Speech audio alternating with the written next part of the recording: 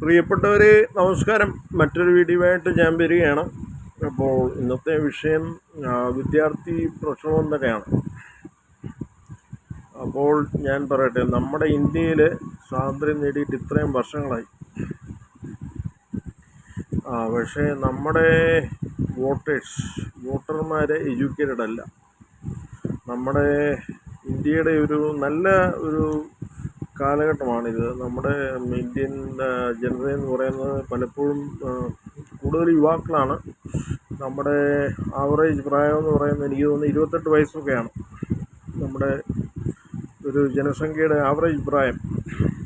ഇന്ന് ലോകത്തിലെ ഏറ്റവും കൂടുതൽ ജനസംഖ്യയുള്ള രാജ്യം നമ്മുടേതാണ്. ഞാൻ പറയുന്നത്, നമ്മുടെ യുവാക്കൾ സംഘടിച്ച് നമ്മൾ രാഷ്ട്രീയത്തിൽ എല്ലാ രാഷ്ട്രീയ പാർട്ടിയിലും വേണം. യുവത്വം, എഡ്യൂക്കേറ്റഡ് ആയിട്ടുള്ള വോട്ടർമാരെ എഡ്യൂക്കേറ്റ് ചെയ്യുക എന്നുള്ളതാണ് ഏറ്റവും വലിയ ഒരു കാര്യം. അത് കഴിഞ്ഞിട്ട് യുവാക്കൾ എല്ലാ രാഷ്ട്രീയ BJP ഉൾപ്പെടെ കോക്രോച്ച് ജനതാ പാർട്ടി എന്ന് പറഞ്ഞാൽ അതൊരു രാഷ്ട്രീയ പാർട്ടി ആക്കണമെന്ന് തന്നെയാണ് ഞാൻ പറയുന്നത്. നമ്മൾ ഇന്ന് ശ്രീലങ്ക, നേപ്പാളൊക്കെ നമ്മളെക്കാട്ടിലും മുന്നോട്ട് പോയിക്കൊണ്ടിരിക്കുകയാണ്. അവർ മോദിയുടെ അടുത്ത് വന്നിട്ട് ജയസൂര്യ, ക്രിക്കറ്റ് താരങ്ങളായ ജയസൂര്യയൊക്കെ വളരെ കൈകൂപ്പി അപേക്ഷിച്ചു. പക്ഷേ അവരുടെ കാര്യം സാധിച്ചു. അപ്പോൾ അവർ ഇന്ന് കേരളത്തിലൊക്കെ വരേണ്ട ടൂറിസ്റ്റുകൾ ശ്രീലങ്കയിലോട്ടാണ് പോകുന്നത്. ഇന്ന് ഗോവയൊക്കെ വളരെ എക്സ്പെൻസീവ് ആണെന്ന് എനിക്ക് തോന്നുന്നത് കമ്പയർഡ് ടു ശ്രീലങ്ക. അതപ്പോൾ എല്ലാവരും ശ്രീലങ്കയിലോട്ടൊക്കെ പോകുന്നു. അതൊക്കെ അവരുടെ ഒരു ഡെവലപ്മെൻറ്റ് നടക്കുന്നു. പക്ഷേ ഇന്നിപ്പോൾ ഇന്ത്യക്ക് വളരെ ശക്തനായ ഒരു നേതാവിനെ കിട്ടിയിട്ടുണ്ട്. നരേന്ദ്രമോദി ശക്തനായ നേതാവ് തന്നെയാണ്, യാതൊരു സംശയവുമില്ല.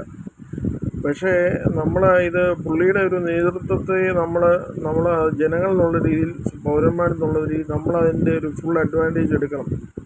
കാരണം ഇത് ഇന്ത്യയുടെ ഒരു നല്ല കാലഘട്ടമാണ്. പൈസ മാക്സിമം ഉണ്ടാക്കുക, സാമ്പത്തികപരമായിട്ട് നമ്മുടെ കുടുംബങ്ങളെല്ലാം പുരോഗമിക്കുക എന്നുള്ളതാണ് അതിൻ്റെ ഒരു പ്രധാനപ്പെട്ട ലക്ഷ്യം. അത് നമ്മൾ ആ രീതിയിൽ മുന്നോട്ട് വരണം.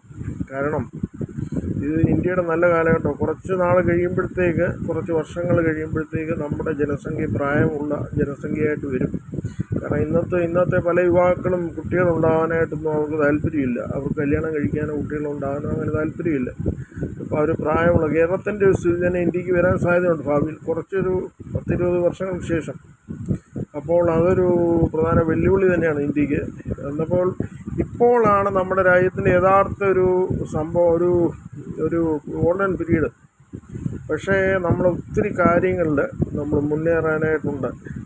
കാരണം നമ്മുടെ ഒരു ഒളിമ്പിക്സിൽ 71ാം സ്ഥാനമാണ് ഇന്ത്യക്ക്. 71ാം സ്ഥാനം. നമ്മുടെ ഹ്യൂമൻ പൊട്ടൻഷ്യൽ നമ്മൾ ശരിക്കും ഉപയോഗിക്കണം. ഒളിമ്പിക്സിൽ നമ്മൾ ഒന്നാമത് വരണം. 71ാം സ്ഥാനത്ത് നിന്ന് നമ്മൾ 1ാം സ്ഥാനത്ത് ഒളിമ്പിക്സ് വരണം. മെഡൽ ടാലിയിൽ നമ്മൾ ഒന്നാമതാവണം. പിന്നെ മറ്റുള്ള കാര്യങ്ങൾ പറയുകയാണെങ്കിൽ, നമ്മൾ ഫിഫ വേൾഡ് കപ്പ് കളിക്കണം. അതിലും ഒരു നല്ലൊരു റാങ്കിങ് ഒക്കെ വരണം. നമ്മൾ ഫിഫ വേൾഡ് കപ്പ് സ്ഥിരമായിട്ട് കളിക്കണം. പിന്നെ ഒളിമ്പിക്സിനുള്ള പരിശീലന വേദികൾ ഇവിടെ ഉണ്ടാവണം. നമ്മുടെ സിവിക് സെൻസിൽ ഒന്നാമതെത്തണം. പിന്നെ അതുതന്നെ ഇന്ത്യക്കാരെ പലപ്പോഴും വിദേശികൾ ബഹുമാനിക്കാത്തതിൻ്റെ ഒരു പ്രധാനപ്പെട്ട കാര്യം എന്താണെന്ന് അറിയുമോ? നമ്മുടെ പൈസ ഇല്ലാത്തതുകൊണ്ടാണ്. നമ്മളെ ഒരു പൂർ കൺട്രി ആയിട്ട് അവർ കാണും. നമ്മുടെ പൈസ ഇല്ല, അവരുടെ ഒരു സ്റ്റാൻഡേർഡ് അല്ല നമുക്ക് എന്നുള്ളതാണ് അവർ വിചാരിക്കുന്നത്. അപ്പോൾ നമ്മുടെ പൈസ ഉണ്ടെങ്കിൽ നമുക്ക് എവിടെ ആണേലും കൂടുതൽ ബഹുമാനം കിട്ടും. അങ്ങനെ ഒരു രീതിയിൽ നമ്മൾ ഇന്ത്യയിൽ താമസിച്ച് ഇന്ത്യയിൽ ബിസിനസ് ചെയ്ത് ഇടയ്ക്കിടയ്ക്ക് ഫോറിൻ ട്രിപ്സൊക്കെ പോയി നമ്മൾ അങ്ങനെ പിന്നെ നമ്മൾ കുട്ടികൾക്ക് കൂടുതൽ നല്ല വിദ്യാഭ്യാസവും ഒക്കെ ചെറുപ്പത്തിലെ സ്കൂളുകളാണ് ഏറ്റവും പ്രധാനം. സ്കൂളുകൾ ആണ് നമ്മുടെ ഭാവി നിർണ്ണയിക്കുന്നത്. ഏറ്റവും നല്ല സ്കൂളിൽ പഠിക്കാനും അങ്ങനെ ഒരു അവസരം നമ്മുടെ പിള്ളേർക്ക് കൊടുക്കുക. കൂടുതൽ ഹോബികൾ കൂടുതൽ കഴിവുള്ള സ്കിൽസൊക്കെ കലാപരമായിട്ടും പിന്നെ സ്പോർട്സിലും മറ്റ് പല കാര്യങ്ങളിലും, ബേക്കിങ്, അങ്ങനെ പല കാര്യങ്ങളും ഉണ്ടല്ലോ. അതിലൊക്കെ നമ്മൾ പിള്ളേരെ ഓരോ കാര്യങ്ങൾ പഠിപ്പിക്കുക. അപ്പം അതിലാണ്. പിന്നെ വേറൊരു കാര്യം, ഞാൻ ഇപ്പോഴത്തെ ഈ പ്രക്ഷോഭത്തിലോട്ട് വരാം. എൻ്റെ അഭിപ്രായത്തിൽ ഈ പ്രക്ഷോഭം ഈ പിള്ളേർ തുടങ്ങിയതാണെങ്കിലും രാഹുൽ ഗാന്ധിയുടെയും മറ്റ് പല രാഷ്ട്രീയക്കാരുടെയൊക്കെ ലക്ഷ്യം മറ്റു പലതുമാണ്. അവർ ഇത് മുതലെടുത്ത് അവർ ഭരണത്തിൽ വരാനായിട്ടാണ് അവരുടെ ശ്രമം. കാരണം അണ്ണാ ഹസാരെ ചെയ്തൊരു സമരത്തിൻ്റെ ഫലമായിട്ടാണ് മൻമോഹൻ സിംഗിന് അധികാരം നഷ്ടപ്പെട്ട് ആം ആദ്മിക്ക് കുറച്ച് ഷൈൻ ചെയ്യാനൊത്തു.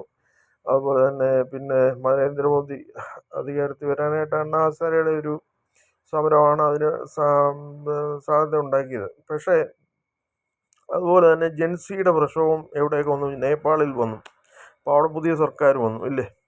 അപ്പോൾ ഇതൊക്കെയാണ് രാഹുൽ ഗാന്ധിയുടെയൊക്കെ ലക്ഷ്യം. അവർ ഭരണം അട്ടിമറിക്കാനും മോദി അട്ടിമറിക്കാനുമൊക്കെയാണ് അവരുടെ ശ്രമം. പക്ഷേ ഞാൻ വേറൊരു കാര്യത്തിലേക്ക് വരാം. നമ്മുടെ പ്രശസ്ത ഗായിക സോനം മഹാപാത്ര പറഞ്ഞൊരു കാര്യമാണ്. സോനം മഹാപാത്ര ഒരു വളരെ പ്രശസ്തയായ ഒരു ഗായികയാണ്. അവരുടെ പാട്ടുകൾ നിങ്ങൾ സെർച്ച് ചെയ്ത് യൂട്യൂബിലൊക്കെ അവർ ഫേസ്ബുക്കിൽ പറഞ്ഞൊരു കാര്യം ഞാൻ പറയാം. അവർ പറഞ്ഞത് അവർ ഈ കോക്രോച്ച് ജനത ഈ നമ്മുടെ ഇന്ത്യയിലെ യുവാക്കളെ കുറിച്ച് അവർ അഭിമാനിക്കുന്നു എന്നുള്ള രീതിയിലാണ് അവർ പറഞ്ഞത്. കാരണം പലപ്പോഴും പലരും പല മാധ്യമങ്ങളുമൊക്കെ അവരോട് യുവാക്കളോട് ചോദ്യം ചോദിക്കുമ്പോൾ അവർ വേറൊരു രീതിയിൽ ഉത്തരം പറയിപ്പിക്കാനായിട്ട് ശ്രമിച്ചു. കാരണം അവർ കോൺഗ്രസ്സിന് അനുകൂലമായിട്ട് റിപ്പോർട്ട് പറയിപ്പിക്കാൻ ശ്രമിച്ചു, ആം ആദ്മിക്ക് അനുകൂലമായിട്ട് റിപ്പോർട്ട് പറയിപ്പിക്കാൻ ശ്രമിച്ചു, BJPക്ക് എതിരായിട്ട് റിപ്പോർട്ട് പറയാൻ ശ്രമിച്ചു.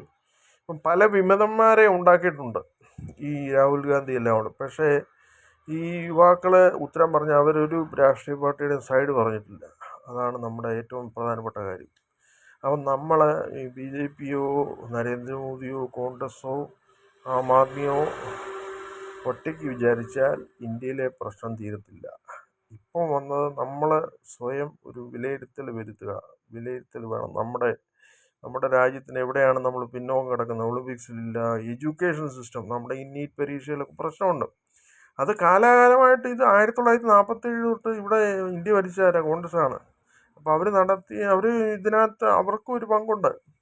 ഈ BJP ഭരിക്കാൻ തുടങ്ങിയിട്ട് ഒരു 10-15 വർഷമായിട്ടുള്ളൂ, അല്ലെങ്കിൽ 13 വർഷമായിട്ടുള്ളൂ. അപ്പോൾ അതിനകത്ത് ഞാൻ പറയുന്നത് എന്താ, നമ്മളെല്ലാവരും കൂടെ വോട്ടേഴ്സിന് എഡ്യൂക്കേഷൻ കൊടുക്കുക. ആദ്യം നമ്മുടെ ഇന്ത്യയിലെ ജനങ്ങൾ എഡ്യൂക്കേറ്റഡ് ആവട്ടെ. നമ്മൾ ഈ മതത്തിൻ്റെയും ജാതിയുടെയും പേര് പറയേണ്ട കാര്യമില്ല. അമിതമായ കപട ദേശീയവാദികളുടെ ആവശ്യമില്ല ഇവിടെ.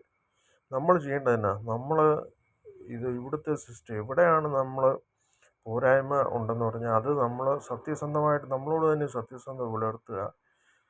തൊട്ടുകൂടായ്മ രാഷ്ട്രീയത്തിൽ ഉണ്ടാകാൻ പാടില്ല. ഈ രാജ്യത്തിൻ്റെ കാര്യമാണ്. ഇവിടെ ഒരു രാഷ്ട്രീയ പാർട്ടി കോൺഗ്രസ് ഇമ്പോർട്ടൻ്റ് അല്ല, ആം ആദ്മി പാർട്ടി ഇമ്പോർട്ടൻ്റ് അല്ല, BJP ഇമ്പോർട്ടൻ്റ് അല്ല, നരേന്ദ്രമോദി ഇമ്പോർട്ടൻ്റ് അല്ല. ഞാൻ പറയുന്നത് നമ്മൾ ഭരണത്തിനുള്ളവരോട് ആ സിസ്റ്റത്തിൽ നിന്നുകൊണ്ട് തന്നെ നമ്മൾ ഭരിക്കുന്നവരെ ബഹുമാനിച്ചുകൊണ്ട് തന്നെ ആ സിസ്റ്റത്തിൽ നിന്നുകൊണ്ട് തന്നെ നമ്മൾ എല്ലാവരും കൂടെ യുവാക്കൾ എല്ലാവരും ഒരുമിച്ച് നിന്നുകൊണ്ട് ഇതിനെ, ഞാൻ പറഞ്ഞ കൂടുതലും യുവാക്കൾ രാഷ്ട്രീയത്തിൽ വരണം. അല്ലാതെ നിങ്ങൾ കാനഡയിൽ മാത്രം പോയിട്ട് കാര്യമില്ല. കാനഡയിൽ പോയവർ, അമേരിക്കയിൽ പോയവർ, സാൻ ഫ്രാൻസിസ്കോയിൽ പോയവർ, അവിടെ ഉള്ളവർ നിങ്ങളൊരു 10-15 വർഷം കഴിഞ്ഞ് അവിടെ നിങ്ങൾ തിരിച്ചു വരിക നാടിനെ സേവിക്കാൻ വേണ്ടിയിട്ട്. പിന്നെ ഇന്ത്യൻ പൗരത്വം വീണ്ടെടുക്കുക. ഇവിടെ നിങ്ങൾ രാഷ്ട്രീയത്തിൽ ഇറങ്ങുക, കുറച്ചൊക്കെ നാടിന് വേണ്ടി ചെയ്യുക. എല്ലാവരും ഒരുമിച്ച് ഇറങ്ങണം. രാഷ്ട്രീയത്തിൽ ഇറങ്ങുന്ന അയിത്തമാണെന്ന് പറഞ്ഞിട്ട് കാര്യമുണ്ടോ? രാഷ്ട്രീയത്തിൽ ഇറങ്ങിയിട്ടേ കാര്യമുള്ളൂ. രാഷ്ട്രീയത്തിൽ ഇറങ്ങിയാലേ രാജ്യത്തിനെ സേവിക്കാനൊക്കത്തുള്ളൂ. കാരണം പൊതുപ്രവർത്തനം എല്ലാ മനുഷ്യനും വേണം, മനസ്സിലായോ? അപ്പം നമ്മളോട് എല്ലാവരും ഒരുമിച്ച് പ്രവർത്തിക്കണം. സിസ്റ്റത്തിലുള്ളവരെ ബഹുമാനിച്ചുകൊണ്ട്. നമ്മളെ ഒരു സിസ്റ്റത്തെ അട്ടിമറിക്കാൻ വേണ്ടിയിട്ടല്ല നമ്മൾ ശ്രമിക്കേണ്ടത്. നമ്മൾ സിസ്റ്റത്തിലുള്ളവരോട് ബഹുമാനിച്ചുകൊണ്ട് അവരോട് ചർച്ചകൾ നിരന്തരം നടത്തിക്കൊണ്ട് അവരെയും കൂടെ ഒരു വിശ്വാസത്തിലെടുത്ത് അവർ നമ്മുടെ ഒരു രീതിയിൽ നിൽക്കണം, അത് വേറെ കാര്യം. അപ്പോൾ സിസ്റ്റത്തിൽ അവരെയും കൂടെ നമ്മുടെ ടീമിൽ ഉൾപ്പെടുത്തി അവർ നമ്മളോട് സഹകരിക്കുന്ന രീതിയിൽ അവർ നിൽക്കട്ടെ. അതിനുശേഷം നമ്മളെല്ലാവരും ഒരുമിച്ച് പ്രവർത്തിക്കുന്ന രാജ്യത്തിൻ്റെ നന്മയ്ക്ക് വേണ്ടി. അതാണ് ഇവിടുത്തെ അത്യാവശ്യം. അതാണ് ഇവിടുത്തെ നമ്പർ 1 പോയിൻ്റ്. അതാണ് നമ്മൾ വിമതന്മാരായിട്ട് പരസ്പരം വിശ്വാസമില്ലാതെ അങ്ങോട്ടും ഇങ്ങോട്ടും പോരടിച്ചിട്ട് കാര്യമുണ്ടോ? രാജ്യത്തിൻ്റെ ശത്രുക്കൾ അത് മുതലെടുക്കും, അത്രേ ഉള്ളൂ. അപ്പോൾ നിങ്ങൾ ചെയ്യേണ്ടത് BJP, Congress, Aam Aadmi, cockroach party, യുവാക്കളെല്ലാവരും ഒരുമിച്ച് വരിക. ഒരുമിച്ച് വന്നതിന് ശേഷം നമ്മൾ ഈ രാജ്യത്തിൻ്റെ നന്മയ്ക്ക് വേണ്ടി ഒരുമിച്ച് എവിടെയാണ് നമ്മുടെ മിസ്റ്റേക്ക് എന്നുള്ള ഒരു ചർച്ച, ഒരു പാനലൊക്കെ, ഒരു ഒരു പാനൽ രൂപീകരിക്കുക. അതെല്ലാവരും കൂടെ അതിന് സ്റ്റഡി ചെയ്തിട്ട് യുവാക്കൾ ഉൾപ്പെടെ ആ സമിതിയിൽ ഉണ്ടായിരിക്കണം. അത് നമ്മൾ സ്റ്റഡി ചെയ്യുക, എവിടെ പോരായ്മ, എന്തൊക്കെ ചെയ്യണം, നമ്മുടെ ആ സിസ്റ്റം അങ്ങോട്ട് മാറ്റണം. എവിടെയൊക്കെയാണ് പോരായ്മ എന്നുള്ളത് നരേന്ദ്രമോദി ഉൾപ്പെടെയുള്ളവർ ഈ ജനങ്ങളോട് യുവാക്കളോട് ചർച്ച ചെയ്യണം. അതിനുശേഷം ആ സിസ്റ്റത്തെ നമ്മൾ കറക്റ്റ് ചെയ്യുക. മനസ്സിലായി? നീറ്റ് പരീക്ഷ ഉൾപ്പെടെയുള്ള അവിടുത്തെ എഡ്യൂക്കേഷൻ സിസ്റ്റം, ഇവിടുത്തെ പരീക്ഷയിലൊക്കെയുള്ള സിസ്റ്റം എല്ലാം മാറ്റുക. നമ്മൾ സ്പോർട്സിൽ നമ്മൾ ഇന്ത്യ ലോകത്ത് ഒന്നാമതെത്തണം. ഒളിമ്പിക്സിൽ, മറ്റ് ഫിഫ വേൾഡ് കപ്പ്. ക്രിക്കറ്റ് മാത്രം പോരാ, ക്രിക്കറ്റിലുള്ളവർ ഉള്ള BCCI എല്ലാം മറ്റ് സ്പോർട്സിലും അവരുടെ പൈസ ഇൻവെസ്റ്റ് ചെയ്യണം. അതാണ് എനിക്ക് പറയാനുള്ളത്. നമ്മുടെ ഗുസ്തി ഫെഡറേഷൻ അങ്ങനെയൊക്കെയുള്ള കാര്യത്തിൽ അവർ ഒരു രാഷ്ട്രീയവും പാടില്ല. നല്ല ആൾക്കാരെ, സ്പോർട്സിലുള്ളവരെ തന്നെ അതിനകത്ത് ഏർപ്പെടുത്തുക. അപ്പോൾ നമുക്ക് ഒരുമിച്ച് ഈ രാജ്യത്തിൻ്റെ നന്മയ്ക്ക് വേണ്ടി പ്രവർത്തിക്കുക. എല്ലാവരും ഒരു ടീമായിട്ട് പ്രവർത്തിക്കുക. അല്ലാതെ പരസ്പരം അവിടെ കിടന്ന് പിന്നെ നിരാഹാരം കിടന്നിട്ടോ പരസ്പരം അവിടെ ഇരുന്ന് ടിയർ ഗ്യാസ് ചെയ്തിട്ടോ ഒക്കെ ഒരു കാര്യമില്ല. പിന്നെ വേറൊരു കാര്യം പറയാനുള്ളത്, മോഹൻലാലിൻ്റെ മകള്, അതൊരു ചെറിയൊരു പെൺകുട്ടി, അവളെന്നാ ഒരു ചെറിയൊരു കാര്യം പറഞ്ഞു. ഇങ്ങനെയാണോ നമ്മുടെ യുവാക്കളെ വലിച്ചിഴിച്ചുകൊണ്ട് പോകേണ്ടതാണോ പോലീസിൻ്റെ രീതി എന്നേ അവർ ചോദിച്ചിട്ടുള്ളൂ. അതിനെ ഉടനെ പിടിച്ച് അതിൻ്റെ ഒരു സിനിമ റിലീസ് ചെയ്യാൻ പോവുക.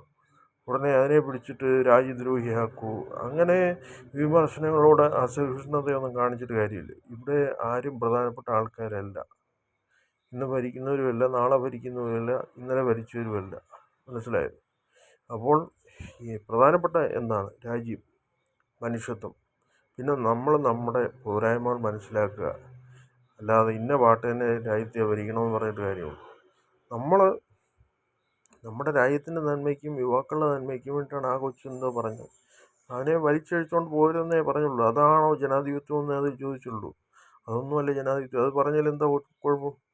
അതിനെ ഉടനെ രാജ്യത്തിൻ്റെ ശത്രുവായിട്ട് വിലയിരുത്തുന്നത് അത് കപട ദേശീയവാദികളാണ് അങ്ങനെ ചെയ്യുന്നത്. അത് ചില BJPക്കാർക്കും ചില RSSകാർക്കും അങ്ങനെ ഒരു കുഴപ്പമുണ്ട്.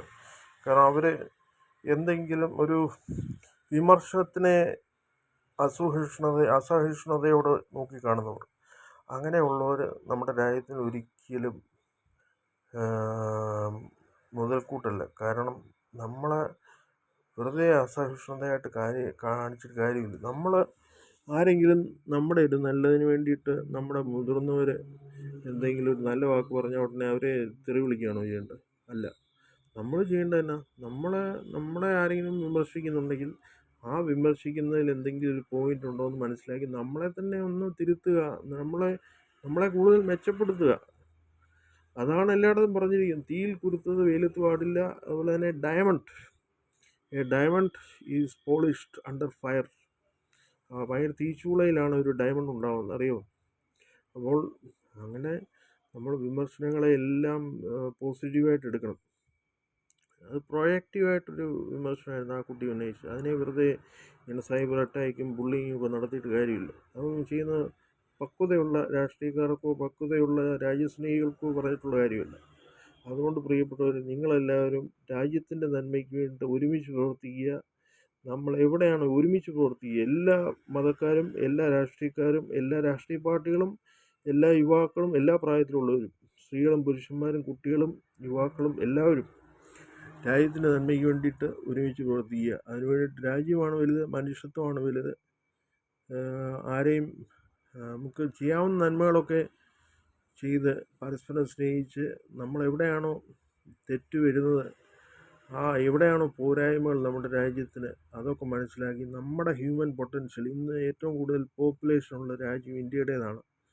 ഇന്ന് ആരും പട്ടിണി ഉണ്ട്, കുറച്ചൊക്കെ ദാരിദ്ര്യമുണ്ട്, എന്നാലും പഴയതുപോലെ ഇല്ല. അപ്പോൾ അതിനു വേണ്ടിയിട്ട് നമ്മൾ ചെയ്യേണ്ടത് നമ്മുടെ ഈ ഹ്യൂമൻ പൊട്ടൻഷ്യലിനെ ഉപയോഗിക്കുക. നമ്മുടെ ഈ രാജ്യത്തിൻ്റെ നമ്മുടെ ഏറ്റവും കൂടുതൽ ഒളിമ്പിക്സിൽ ഗോൾഡ് മെഡൽ നേടുന്നത് നമ്മുടെ ഇന്ത്യൻ രാജ്യമായിരിക്കണം. അതുപോലെ തന്നെ ഫിഫ വേൾഡ് കപ്പ് നമുക്ക് കളിക്കണം. മറ്റ് പല സ്പോർട്സിൽ ഒന്നാമതെത്തണം. അതുപോലെ തന്നെ എഡ്യൂക്കേഷൻ, നീറ്റ് പരീക്ഷ പോലെയുള്ള പ്രശ്നങ്ങൾ ഉണ്ടാകാൻ പാടില്ല. എഡ്യൂക്കേഷൻ സിസ്റ്റം തന്നെ കംപ്ലീറ്റ് യുവാക്കളെ ഉപയോഗിച്ച് യുവാക്കളെ പല കാര്യങ്ങളിലും തിരഞ്ഞെടുത്ത് അവരായിരിക്കണം രാജ്യം ഭരിക്കേണ്ടത്. ഇപ്പോൾ ഇംഗ്ലണ്ട് ഉൾപ്പെടെ പല സ്ഥലങ്ങളിലും ഇംഗ്ലണ്ടിൽ പുതിയ പുതിയ മന്ത്രിസഭ വന്നിരിക്കുകയാണ്. അവരൊക്കെ വളരെ സിമ്പിളായിട്ട് അവരൊക്കെ എപ്പോഴും അപ്രോച്ചബിളാണ്. അവിടുത്തെ ഒരു സിസ്റ്റം അതാണ്. മനസ്സിലായോ? അപ്പോൾ നമ്മൾ രാജ്യത്തിൻ്റെ നന്മയ്ക്ക് വേണ്ടി മുന്നേറാം. Okay, by.